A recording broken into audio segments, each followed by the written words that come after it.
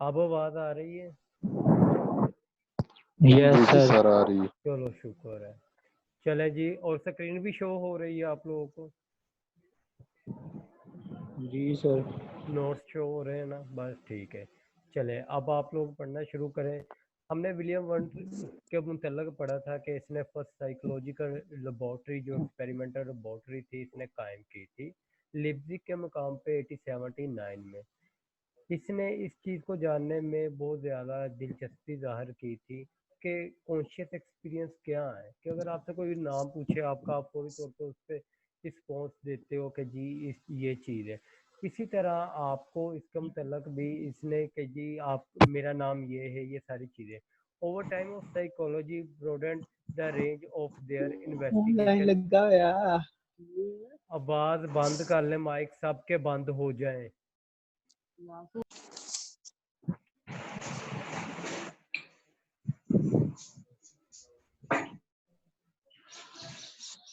उसमें उसने कहा था over a time of psychology broadened the range of their investigation to include hundred of the phenomena। जैसे जैसे वक्त गुजरता रहा साइकोलॉजी की फील्ड में बहुत से चीज़ें आती रही, बहुत से जो यानी कि फिनोमिना थे वो इसमें ऐड होते गए। As a result more series of specialization and sub field of psychology emerge. इससे बहुत सी जो नई फील्ड्स थी वो बनना शुरू हो गई साइकोलॉजी की, और नया एरियाज जो थे वो सब कुछ भी बनना शुरू हो गए। Experimental psychology are primary concern with. अब सबसे पहले हमने जिस फील्ड को स्टडी करना है वो फील्ड है एक्सपेरिमेंटल साइकोलॉजी।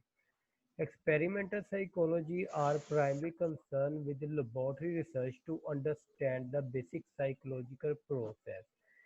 आम तौर पे जो साइकोलॉजिकल प्रोसेस हो रहे हैं उसको समझने के लिए है ना, जो एक्सपेरिमेंटल साइकोलॉजी है ना, उसने लेबोरेटरी वर्क पे ज़्यादा फोकस किया। उसने लेबोरेटरी पे काम ज़्यादा लोगों ने किया, इंक्लूडिंग परसेप्शन, कि किस तरह एक बंदा चीज़ों को परसीव करता है, लर्निंग किस तरह वो पढ़ता है चीज़ें, और इसके साथ साथ memory, thinking, language, motivation and emotion. ये सारी चीज़ें उन लोगों ने स्टडी की एक्सपेरिमेंटल साइकोलॉजिस्ट ने लेबोरेटरी में। However experimental psychologist is not only the field that use the experimental method. ये सिर्फ अकेली फील्ड नहीं थी जो एक्सपेरिमेंटल मेथड को यूज कर रही थी इन्वेस्टिगेशन करने के लिए। Experimental psychologist generally use laboratory experiment to pursue their research. अब जो एक्सपेरिमेंटल साइकोलॉजिस्ट थे वो लेबोरेटरी में जाके किसी भी चीज़ को स्टडी करते थे, उन पर रिसर्च करते थे। However, it is not the use of controlled experiment condition alone that distinguish psychology who pursue this area of specialization. Rather, it's the basic nature of the process of study.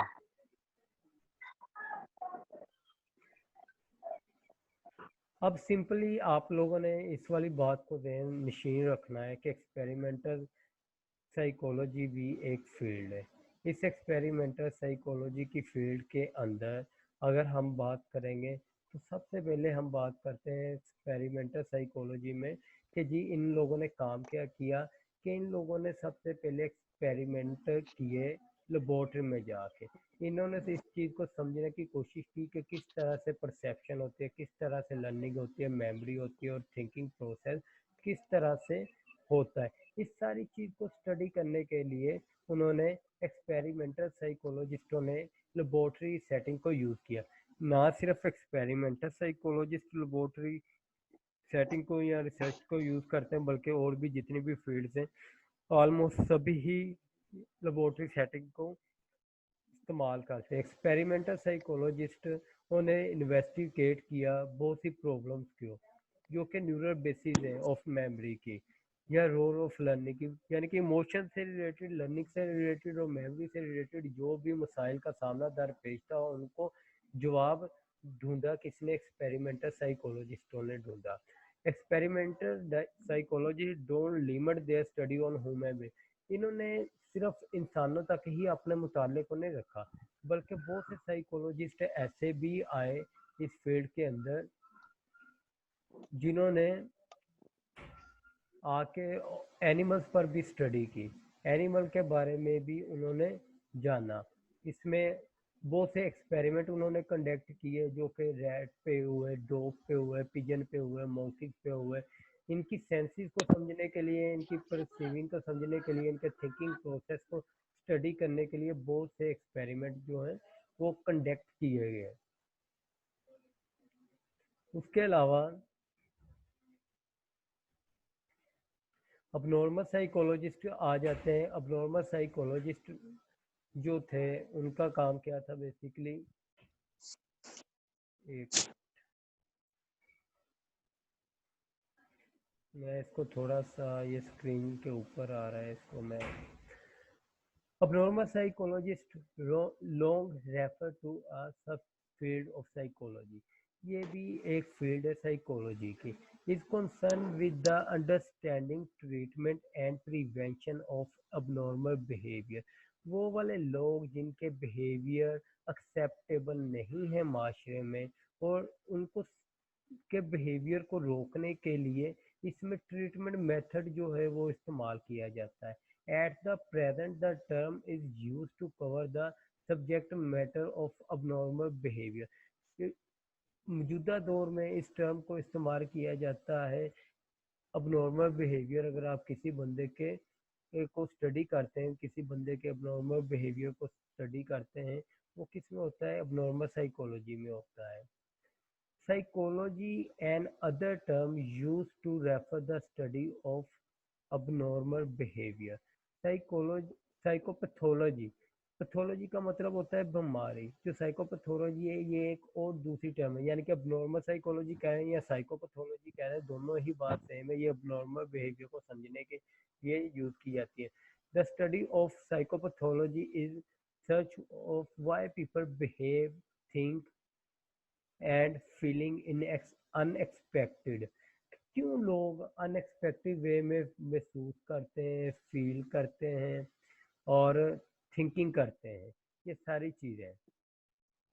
Psychologists working in the field of abnormal psychology conduct research into the nature and development of various disorders।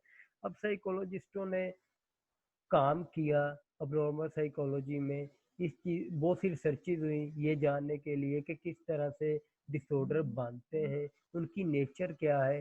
Date their therapist colleagues try to treat, और therapist और लोग किस तरह से इसको treat करने की कोशिश करते हैं। साइकोलॉजिस्ट में come from various discipline. Psychologist बहुत से डिसिप्लिन के साथ आए आए। Some psychologist hold PhD, clinical psychologist कुछ साइकोलॉजिस्टों ने पीएचडी की डिग्री ली होती है क्लिनिकल साइकोलॉजी में, whereas the educational background of other पर कुछ का एजुकेशनल बैकग्राउंड होता है। और इसके अलावा कुछ ने बायोकेमिस्ट्री में किया होता है, कुछ ने डेवलपमेंटल साइकोलॉजी में किया होता है। What's the units them to commitment to study how abnormal behaviour develop, कि किस तरह से अबनॉर्मल बिहेवियर जो है वो बनते हैं। Since we still have much to learn about psychopathology, इसके इतना कुछ जानने के बावजूद भी है ना, अभी भी हमें जितने भी डिसऑर्डर्स हैं या जितनी भी ज़हनी बीमारियां हैं उनके बारे में जानने के लिए की अभी मज़ीद ज़रूरियत तो है, मज़ीद गुंजाइश है कि हम इसके बारे में और भी जानें। The diversity background and interest in advance teach age will provide valuable research evidence for major advance in the discipline. इसमें भी बेसिकली यही वाली बात कही गई है, अगर आप लोग इस चीज़ को नोट करेंगे कि जी जितने भी लोग हैं अभी तक और वो इस चीज़ को कंटिन्यू किए हुए हैं कि जी जितने भी लोगों ने नॉर्मल बिहेवियर के बारे में जानना है, डिग्री हासिल की है पीएचडी क्लिनिकल साइकोलॉजी में, वो ना सिर्फ बिहेवियर के बारे में जान सकते हैं बल्कि उसकी नेचर क्या है और उसको ट्रीट करने में भी अहम रोल अदा कर सकते हैं। अभी हमने दो फील्ड्स पढ़ी है, एक एक्सपेरिमेंटल साइकोलॉजिस्ट का काम क्या है, एक्सपेरिमेंट करना कि कैसे परसीव किया जाता है, कैसे लर्निंग की जाती है, कैसे थिंकिंग होती है और कैसे मेमोरी होती है। ऑन द अदर हैंड हमने स्टडी किया है नॉर्मल साइकोलॉजी का, इसमें हम इस चीज़ को मुताला करते हैं कि किस तरह से एक अबनॉर्मल बिहेवियर बनता है, उसकी नेचर क्या है और उसको ट्रीटमेंट कौन लोग करते हैं और कैसे करते हैं, इस चीज़ को अभी तक हमने स्टडी किया है। अगर हम पेज नंबर नेक्स्ट पेज पर आए तो हमारे पास सेकंड पेज होगा, एक मिनट,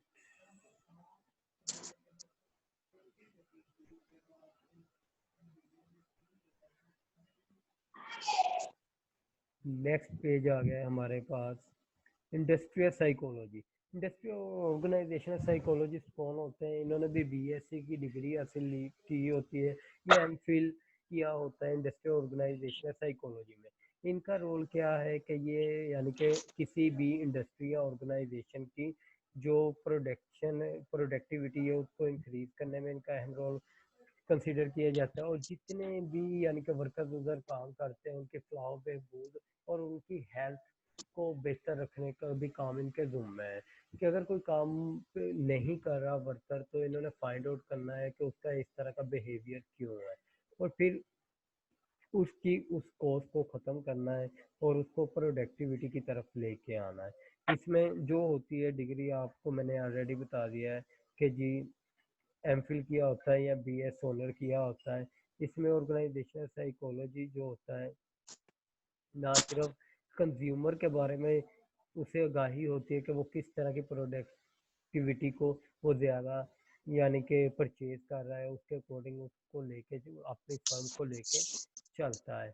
और इसके अलावा आप ये कह सकते हो कि जी अगर कोई ऐसे वर्कर्स हैं जिनको फैसिलिटीज़ नहीं प्रोवाइड की जा रही तो ह्यूमन रिसोर्स मैनेजमेंट जो होती है वो सारी रिसोर्स जो ह्यूमन रिसोर्सेज जितनी भी सहूलियात इंसान के लिए रिक्वायर्ड होती हैं इनका काम होता है साइकोलॉजिस्टों का उन्हें प्रोवाइड करना अपने यानी कि ओनर्स के साथ बात करके। उसके बाद आ जाता है psychology today. Imagine the problem that the Pioneer psychology face, psychology professors books के डिपार्टमेंट वेयर ऑन एग्जिस्टिंग। हम इस पेज से डायरेक्ट मूव करते हैं नेक्स्ट पेज की तरफ, फील्ड्स के मतलब ही हमने पढ़ना है तो हम फील्ड्स पर ही रहेंगे। उसके बाद आ जाता है हमारा educational psychology. Educational psychologist investigate all aspect of the learning process from techniques of instruction to learning disability. Educational साइकोलॉजिस्टों का काम होता है कि वो तमाम लर्निंग के पहलुओं का जायजा लें। ये माइक किसका ओपन है, बंद कर ले प्लीज़ इसको। और जो हदायत है लर्निंग डिसेबिलिटी से रिलेटेड उसको भी वो मद्देनज़र रखें। Educational psychologist guide parents, educational जो साइकोलॉजिस्ट होते हैं वो ना सिर्फ टीचर उस्ताजा को गाइड करते हैं बल्कि उसके साथ साथ वालिदैन को भी गाइड करते हैं उस बच्चे के on how to deal with children के उन्होंने कैसे बच्चे के साथ डील करना है एंड ग्रोथ और कैसे बड़ों के साथ डील करना है हाउ आर फिजिकली और मेंटली हैंडीकैप जो कि फिजिकली या मेंटली तौर पे हैंडीकैप है। कुछ ऐसे बच्चे होते हैं जो कि बोल नहीं सकते, कुछ ऐसे बच्चे होते हैं जो चाल फिर नहीं सकते। ऐसे बच्चों को कैसे डील किया जाता है ये साइकोलॉजिस्ट ने बताना होता है। मैंने आपको ऑलरेडी पहले कहा है कि अपना माइक बंद कर लें, आप लोगों को समझ नहीं आ रही। ये कौन है निम्रा फ्रूक, इसका भी यानी कि माइक ओपन है। और इसके अलावा